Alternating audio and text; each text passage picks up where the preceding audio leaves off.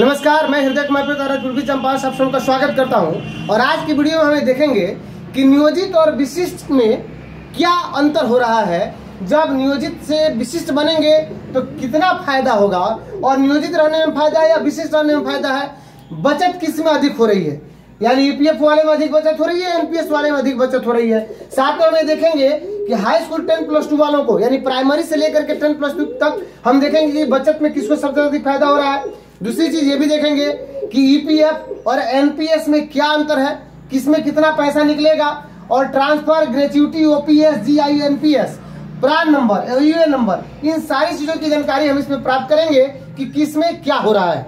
तो अगर आप मेरे चैनल पर नए हैं तो प्लीज मेरे चैनल को सब्सक्राइब कीजिए, लाइक कीजिए, शेयर कीजिए, कमेंट कीजिए। और ये देखना जरूरी है कि मूल वेतन अभी नियोजित का क्या है और विशिष्ट बनने पर क्या होगा।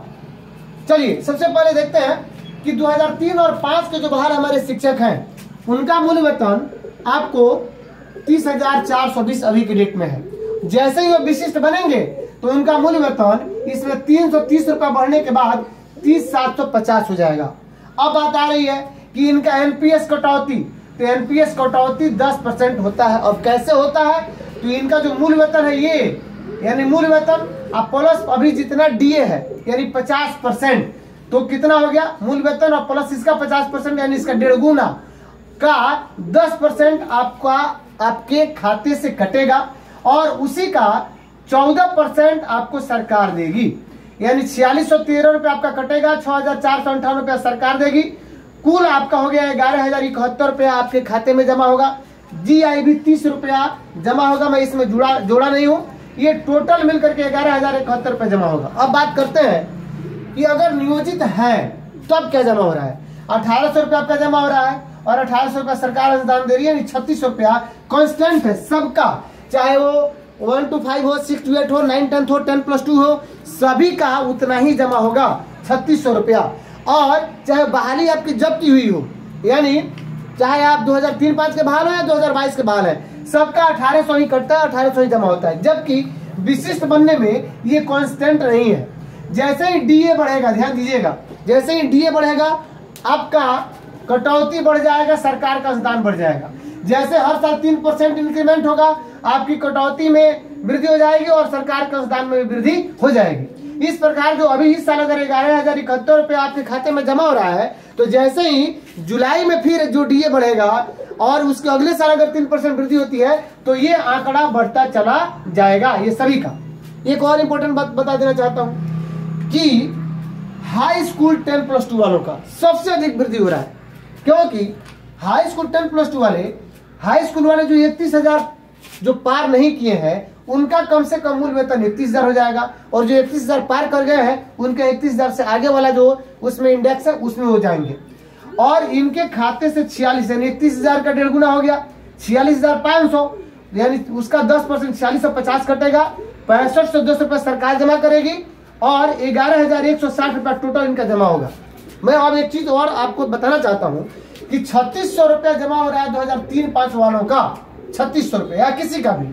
तो 2003-5 वालों का टोटल एनपीएस में जमा कितना हो रहा है, 11,071 रुपया, और जबकि ईपीएफ में जमा हो रहा है 3600 रुपया। तो अंतर कितना आ गया, 7,471 रुपया आपके खाते में अधिक जमा हो रहा है एनपीएस में, ध्यान दीजिएगा।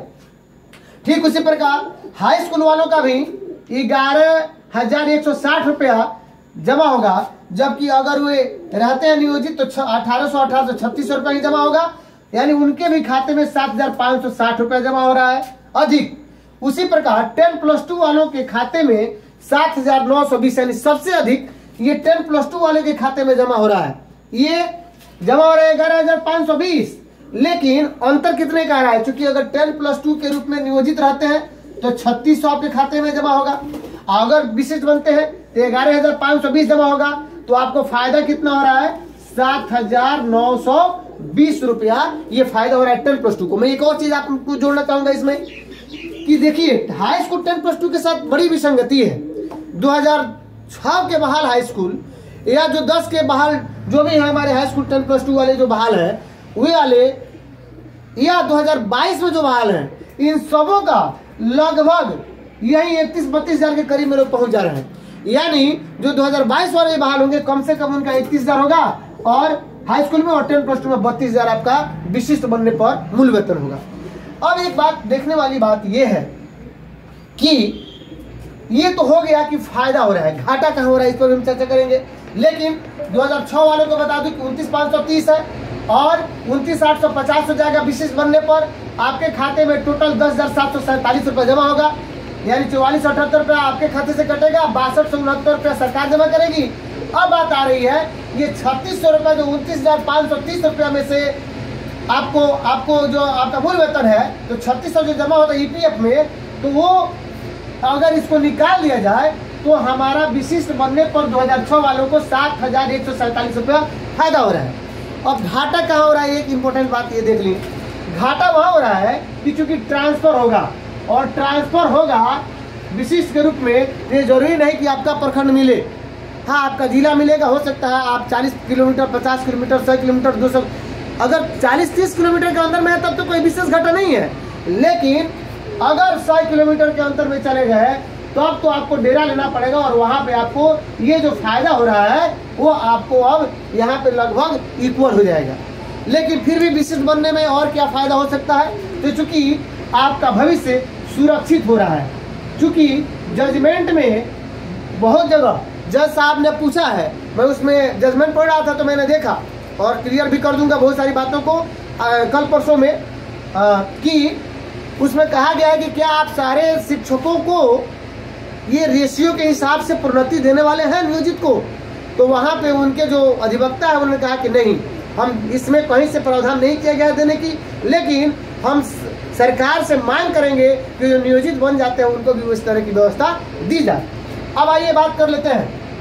ठीक उसी प्रकार 2010 का 27,820 28,140 मूल वेतन हो जाएगा, यानी किसी का भी मूल वेतन कम नहीं हो रहा है, तो वेतन कम होने का सवाल ही नहीं है। हमारे जो भी नियोजित शिक्षक है तो सबसे अधिक आप अपने मित्रों को शेयर कीजिए कि जो भी 2010 के जो बहाल है और 2019 के पहले ट्रेंड हुए उनका 26,210 है, उनका 26,520 हो जाएगा और 39,178 रुपया उनका कटेगा, सरकार अनुदान करेगी 55,69 रुपया और टोटल अंतर हो जाएगा ये नियोजित से उसमें 5,947 रुपया अधिक फायदा हो रहा है और टोटल आपके खाते में जमा होगा 9,547 रुपया।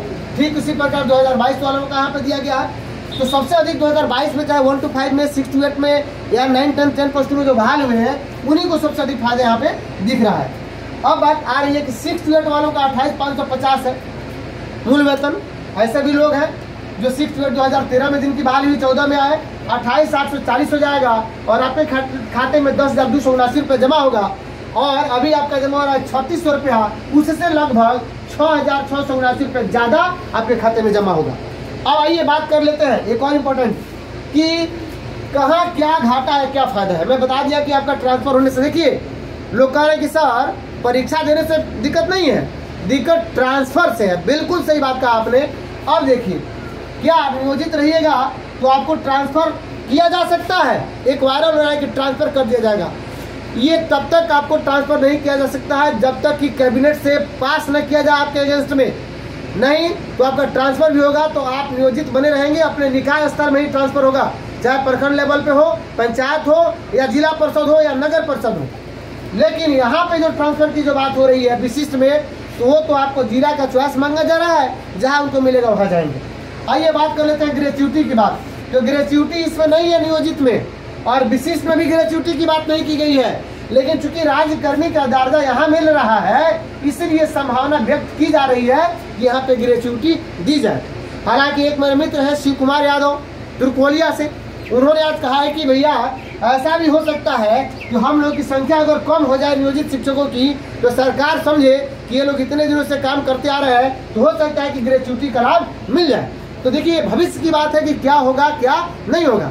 मैं तो जजमेंट में ये भी पढ़ रहा था कि जो बचे हुए शिक्षक हैं नियोजित जो बच जाएंगे उनको हटाया नहीं जाएगा लेकिन एडजस्टमेंट किया जाएगा, लिखा हुआ है जजमेंट में। मैं आपको बता दूंगा किस कंडिका में लिखा हुआ है। आइए बात करते हैं। ओपीएस यहाँ पे भी नहीं है और ओपीएस विशिष्ट में भी नहीं है।